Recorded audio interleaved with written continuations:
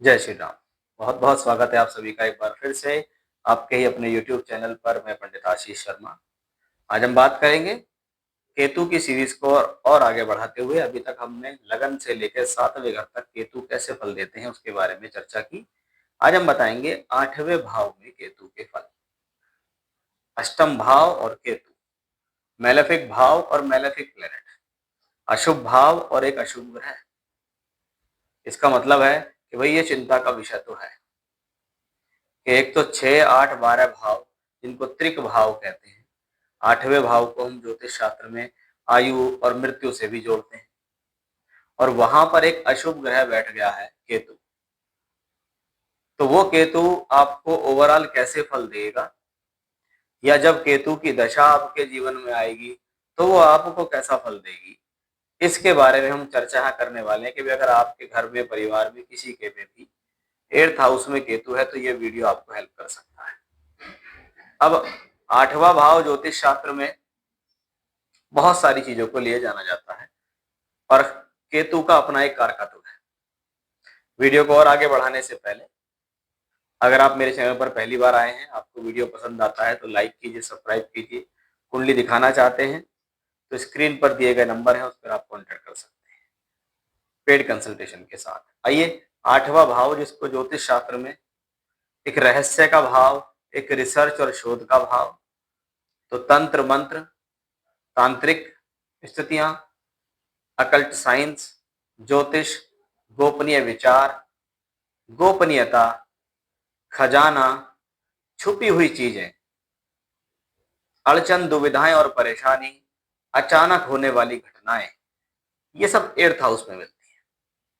और केतु ग्रह का काम है गोपनीयता भी रखना, चीजों को छुपाना, आसानी से सामने नहीं आना, छुपकर काम करना या छुपकर भाव एक तरीके से पीछे से वार करना। तो वहीं मोक्ष और आध्यात्म, इनसे भी केतु को ही जोड़ा गया है। तो ये एक बड़ा दिलचस्प विषय हो जाता है कि 8th हाउस का केतु कब तो मोक्ष, कब आध्यात्म, कब अशुभ घटना, कब मेरे लिए अच्छा, कब मेरे लिए बुरा। तो मैं हमेशा से कहता हुआ आया हूं कि हमको ये हमेशा देखना चाहिए, स्पेशली राहु केतु के केस में, कि भाई हमारा केतु जिस भाव में बैठा है या हमारा राहु जिस भाव में बैठा है, उस भाव के साथ साथ ये जरूर कंसीडर करो कि वो किसकी राशि में बैठा है। सामान्य तौर पर अगर देखें तो हर ग्रह अपने स्वभाव के अनुसार काम करता है। अब राहु और केतु के स्वभाव, जैसा कि मैं हमेशा से बताता हुआ आ रहा हूं आपको, और 8वां भाव जिसके बारे में भी बताया कि एक तो भाव है, यानी एक घर है, एक एटमॉस्फेयर है, उसके अंदर एक व्यक्ति चला गया है, उसका नाम केतु है। अब इन दोनों के विचार आपस में कब मिलेंगे और कब नहीं मिलेंगे, कब ये आपके लिए बहुत अच्छे रहेंगे, कब ये आपके लिए बहुत अच्छे नहीं रहेंगे, यही केतु को समझना है। लेकिन उससे पहले ये तो पता लगे कि 8वें घर में होता क्या क्या है और केतु क्या क्या देते हैं। वो मैंने अभी आपको नॉर्मली तौर पर बताया है। 8th हाउस को हम ससुराल पक्ष भी कहते हैं, तो जीवन साथी का जो धन है, क्योंकि ये 7वें घर से दूसरा भाव भी है, वो भी हमें यहीं से दिखाई देता है। अब केतु ग्रह को हमेशा से हम वैराग्य, मोक्ष, अंतर्ज्ञान, अचानक होने वाली चीजें और आध्यात्म से जोड़ते हैं। अगर हम अंतर्ज्ञान की यहां बात करें, जिसको कहते हैं स्ट्रॉन्ग इंस्टीट्यूशन, वो 8वें घर से होती है। व्यक्ति के पास पूर्वाभास की अद्भुत शक्ति होना, उन्हें पहले से ही होने वाली घटनाओं का आभास हो जाए, तो हम कह सकते हैं भी 8वें घर का केतु आपको ये सब चीजें दे सकता है। स्पेशली चाहे उस वो शुभ प्रभाव में हो, चाहे वो अशुभ प्रभाव में हो, लेकिन केतु के पास इस प्रकार की चीजें हैं कि अगर वो अष्टम भाव में बैठता है तो वो आपको इन सब चीजों को दे सकता है। जैसे पूर्वाभास कि कोई घटना घटने वाली है, चाहे वो शुभ है या अशुभ, उसके बारे में उसको आभास होता है। बहुत से लोग सुनेंगे आपने, वो पहले से कहना शुरू कर देते हैं कुछ गड़बड़ हो रही है, ऐसा लग रहा है कुछ होने वाला है, ऐसा लग रहा है कुछ गलत होने वाला है, मुझे ऐसा लग रहा है कि कुछ अच्छा होगा, मुझे ऐसा लग रहा है कि ये हो सकता है।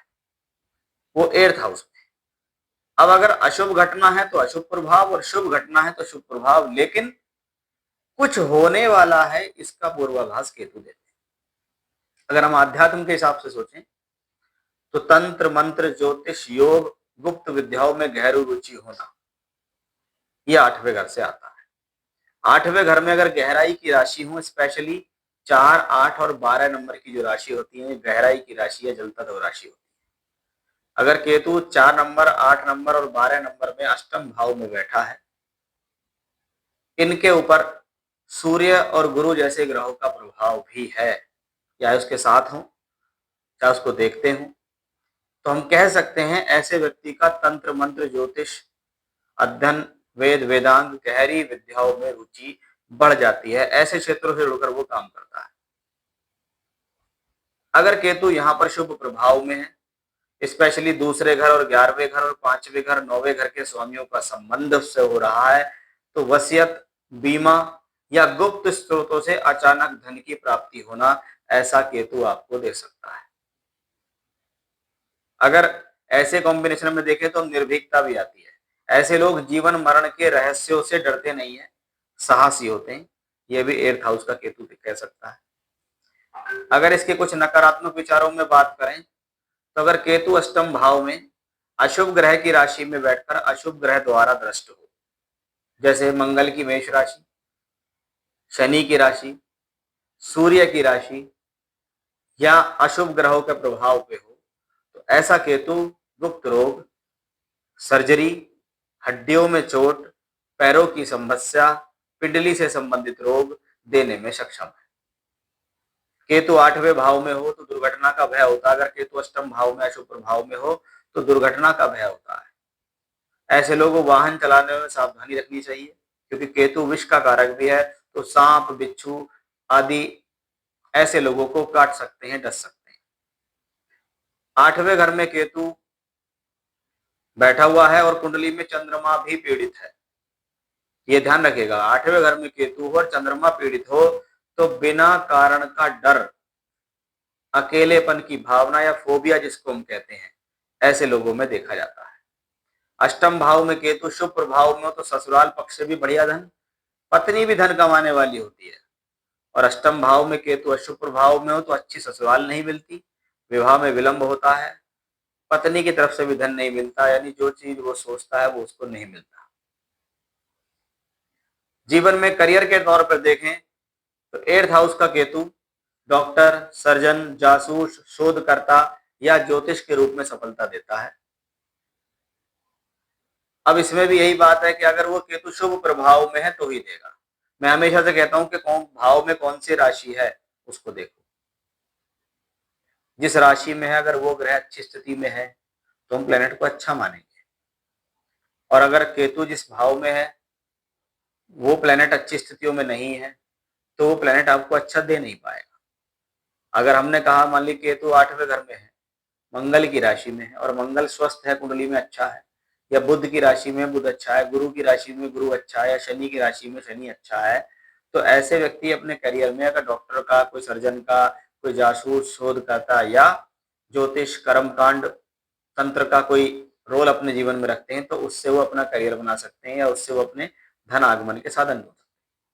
8वें घर के केतु क्योंकि धन भाव 8वां भी है, तो क्योंकि दूसरा घर उसके सामने है तो पैसे में उतार चढ़ाव थोड़ा बना रहता है। ऐसे लोगों को निवेश करने में थोड़ा सावधानी रखनी चाहिए। अशुभ प्रभाव का केतु जीवन साथी के साथ वैचारिक मतभेद दे सकता है। बहुत बार अष्टम भाव में बैठा हुआ केतु अगर ज्यादा पीड़ित होता है तो या तो जीवन साथी के बोलचाल में कोई कमी होती है, संवाद में कमी होती है, या हम ये भी मान सकते हैं कि जीवन साथी को कोई आंखों से संबंधित, दांतों से संबंधित कोई तकलीफ हो।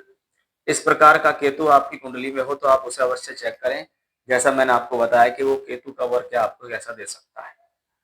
अगर वो केतु शुभ स्थिति में है, शुभ लक्षणों में है तो कोई दिक्कत ही नहीं, और अशुभ स्थिति में है तो भगवान गणेश आपकी समस्याओं को हल कर सकते हैं। ऐसी स्थिति में आप गणेश जी के किसी पर्टिकुलर मंत्र का जाप कर सकते हैं, गणेश अथर्वशीर्ष स्तोत्र का पाठ कर सकते हैं, गणेश जी को बुधवार के दिन बूंदी के लड्डू और दूर्वा घास को अर्पित कर सकते हैं, गरीब लोगों को काले और सफेद कंबलों का दान कर सकते हैं, तो ये सब चीजें करने से आपको वहां हेल्प मिलेगी।